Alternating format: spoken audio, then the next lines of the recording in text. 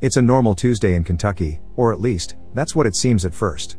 The neighbors can't help noticing a strong smell of burnt meat, and a sudden heavy noise tells them where this smell comes from. A group of cows run down the road with their backs on fire as a mysterious spaceship flies away from Earth.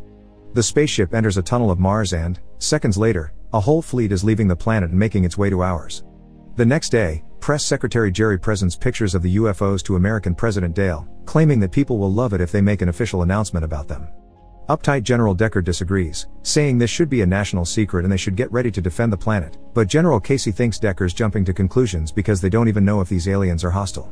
Scientific advisor Professor Kessler points that these must be intelligent, peaceful beings, because by definition, an advanced civilization isn't barbaric. Dale decides to ignore Decker's worries and go ahead with the official announcement on TV.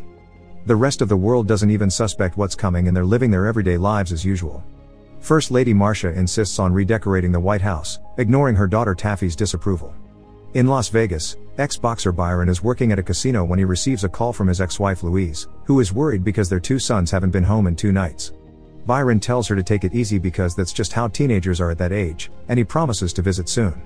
Casino operator Land argues with his hippie wife Barbara, a recovering alcoholic that is tired of sitting around the casino and watching others drink while her husband works.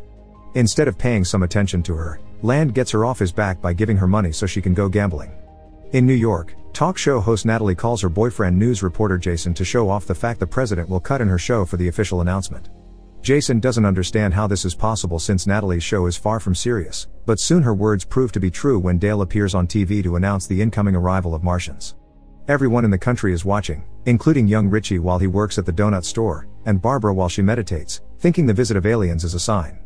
The people at the casino, like Byron and his co-worker Cindy, are watching too. In fact, everyone stops what they're doing to do so except for a rude gambler that wants to keep on playing. The next day, every newspaper publishes pictures of the spaceships. Jason gets jealous because Natalie will be having Kessler at her show, which doesn't make sense either. She's also the only person their dog will listen to. In Kansas, Richie returns home to learn his brother Billy is joining the military, which makes their parents very proud. Grandmother Florence, however, isn't in a good mental state and never understands what's going on. In Washington, Louise is going through her usual route as a bus driver but stops when she sees her sons Cedric and Neville at the arcade. The boys are very good at the game they've chosen, which involves shooting aliens, but Louise doesn't let them finish their match. She just grabs them by their jackets and scolds them for cutting class as she drags them into the bus, where she receives applause from the passengers. In the same neighborhood, Jerry uses the work limo to pick up street workers. Later, Kessler appears in Natalie's show explaining that our probes didn't find out about the aliens before because they live under the surface of Mars. He also says he's always liked Natalie's work and flirts a lot with her, which explains why the government chose her show instead of a serious venue. It makes Jason even more jealous as well. Suddenly, TV signals all over the world are interrupted when the Martian leader appears on the screen, speaking a language humans can't understand and making a circular gesture with his hand. The White House holds an emergency meeting where Kessler explains his theories on Martian anatomy and insists they should be peaceful because they're smart. Another doctor presents his translation machine, but when he runs the Martian's transmission through it, only gibberish comes out. A few hours later, Jerry and Dale talk to the press, promising a diplomatic meeting with the aliens is in the works. Meanwhile, Billy's family and girlfriend see him out when he's leaving for the army base, and afterward, Richie drives Florence back to her nursing home. There, Florence spends most of her time listening to country music by Slim Whitman. In Las Vegas, Byron is going for his daily run when he's interrupted by Land, who needs Byron to beat up a guy for him that owes him money. Byron turns the job down, explaining he's trying to live an honest life now so he can get back together with his wife. In the evening, the Martians set some coordinates to let the government know they'll be landing in the Nevada desert. Decker wants the military to be present, and Dale agrees, but he gives the job to Casey, asking him to keep things quiet and double-check the list of guests so only key media attends. The next day, the entire army, including Billy, gets ready to receive the Martians at the special event.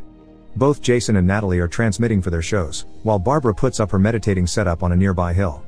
The entire world watches the aliens land on the red carpet they've prepared for them, although neither Natalie's nor Dale's dogs like the Martians and bark aggressively at them. Casey tries to shake the Martian ambassador's hand, but the alien doesn't understand the gesture, so Casey makes a circle on his hand instead, which is well received. The translating machine is supposed to be working well now, and Casey uses it to give the aliens a warm welcome. In return, the Martian ambassador says they've come in peace.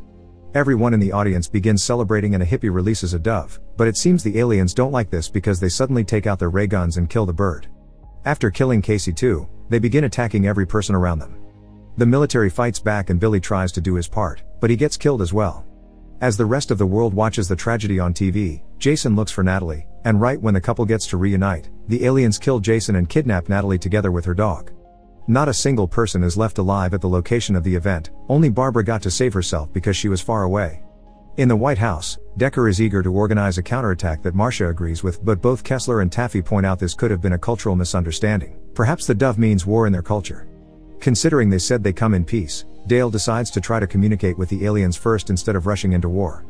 Later in the evening, Dale sends a message using the translator together with a satellite, apologizing for any confusion and promising humanity means no harm. The message arrives at the Martian mothership, where the aliens are experimenting with different objects they've taken from Earth. However, they laugh at the message and throw it away. The alien leader finds Earth's adult magazines particularly curious and decides to do some experimenting of his own. This ends up with Natalie's head in a jar and her dog's head on her body. Meanwhile, Barbara finds Land still worrying more about his business than the planet's current problem, which drives her to drink again. One of the few aliens that were killed by the military is now being inspected by Kessler, who discovers the Martian's body is full of a disgusting green goo. Byron calls his family to check on them and learns his sons will be going on a tour of the White House with their school. Sometime later, the Martians send a message back to Earth, issuing a formal apology and asking permission to speak to Congress, which Dale accepts. The next day, the aliens land in Washington for the meeting, but the Secret Service doesn't allow Dale to attend as well. The Martian ambassador says a few words for Congress, but they don't get to translate them before the aliens attack again, killing every politician in the room and kidnapping Kessler. Dale has another meeting with his military leaders and apologizes to Decker for not having listened to him sooner, but still refuses to use nukes. They agree life should go as normal while they take care of this problem, and Dale appears on TV to promise his people that the government is still protecting them. While Barbara begins packing to run away and the aliens laugh at the president's naive message, Kessler wakes up in the mothership to find himself as a mere head.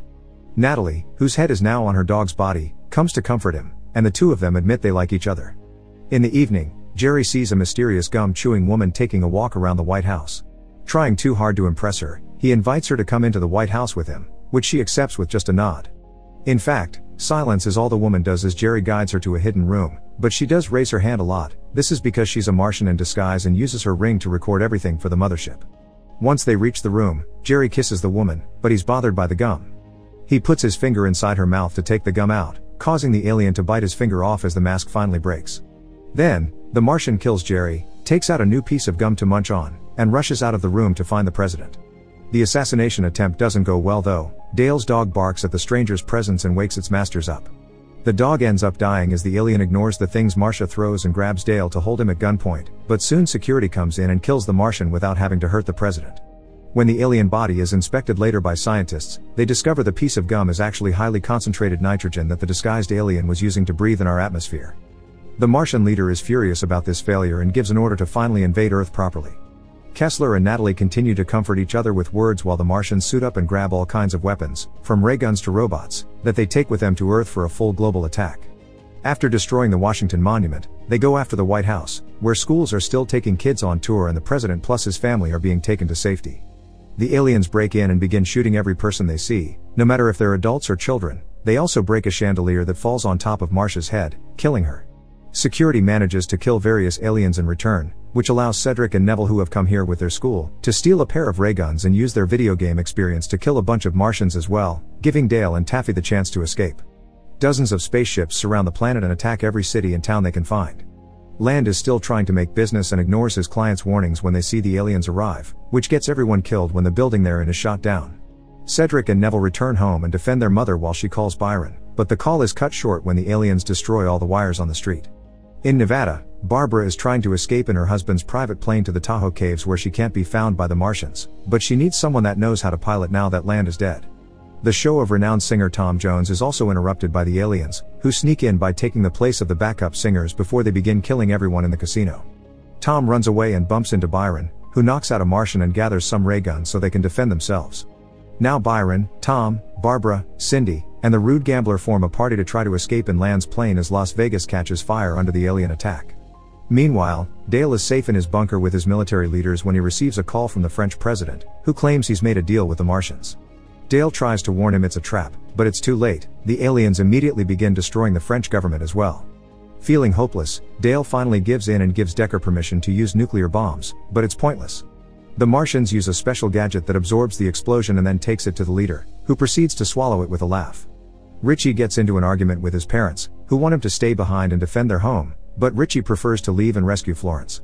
This turns out to be the perfect timing, because as soon as he gets in his truck, an alien arrives piloting a giant robot and destroys every trailer in the area before going after Richie.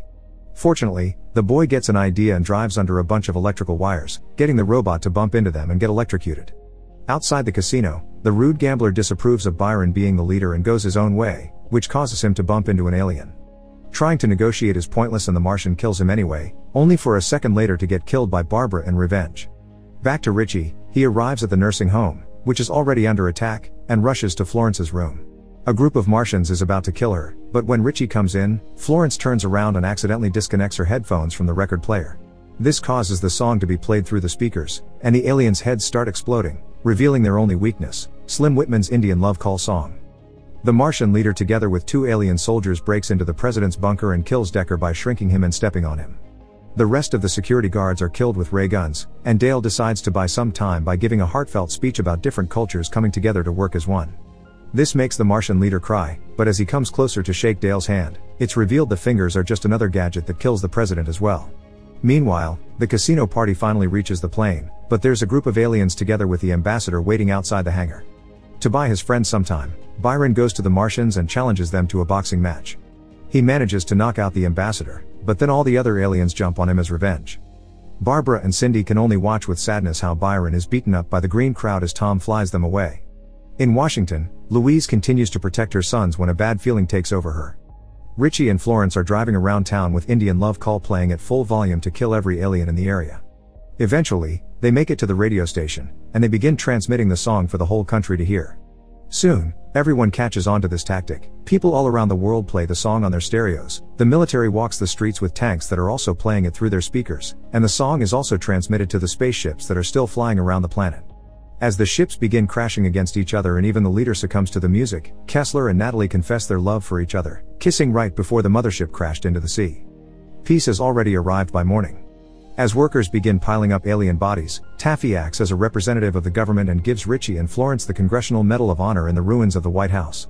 In town, Louise puts her sons to work while trying to ignore the bad feeling in her chest. She hasn't got anything to worry about though. Byron is fine, and he's now arriving home to reunite with his family. In Tahoe, Barbara, Cindy, and Tom emerge from the caves completely unharmed. The local animals quickly surround them, and Tom decides to celebrate humanity's victory by singing "It's Not Unusual." Make sure to subscribe and turn on notifications so you can watch more videos like this. Thanks for watching.